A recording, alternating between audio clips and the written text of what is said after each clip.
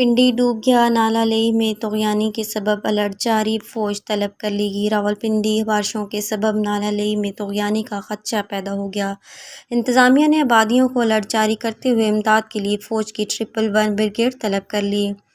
راولپنڈی نالہ لیہ میں طغیانی کے سبب خطرے کے سائرن بجا دیے گئے اور راولپنڈی پاک فوج 111 بریگیڈ کو طلب کر لیا گیا، جس نے نالے کے کناروں پر بسنے والوں کے لیے ریسکیو آپریشن شروع کر دیا۔ اطلاعات ہیں کہ نالے میں پانی کی سطح بلند ہونے کا سلسلہ جاری ہے۔ کٹاریاں میں پری الرٹ اور گوالمنڈی میں الرٹ جاری کر دیا گیا ہے۔ کٹاریاں میں پانی کی سطح 15.5 فٹ اور گوالمنڈی میں پانی کی سطح 15 فٹ تک پہنچ گئی، جس میں مسلسل اضافہ ہو رہا ہے۔ گوالمنڈی میں نالہ لیہ کے کنارے گھر خالی کرانے کی سطح 20 فٹ ہے۔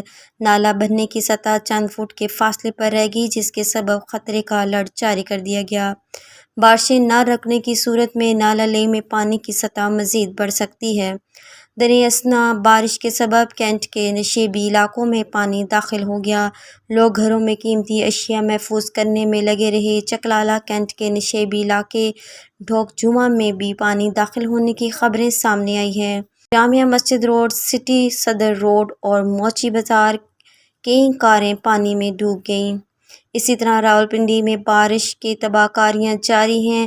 جہاں نشیبی علاقے ڈوب گئے، وہیں تجارتی مراکز کو بھی نقصان پہنچا ہے۔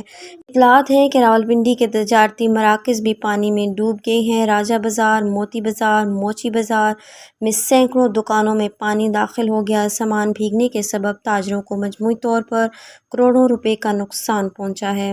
راولپنڈی کے شہریوں نے سوشل میڈیا پر بارش کی تباہ کاریوں کی تصاویر اور ویڈیوز شیئر کرنا شروع کر دی ہیں۔ اب تک کے لیے اتنا ہی۔ مزید خبروں کے لیے ہمارے ساتھ رہیے گا اور مجھے دیجیے اجازت۔ اللہ حافظ۔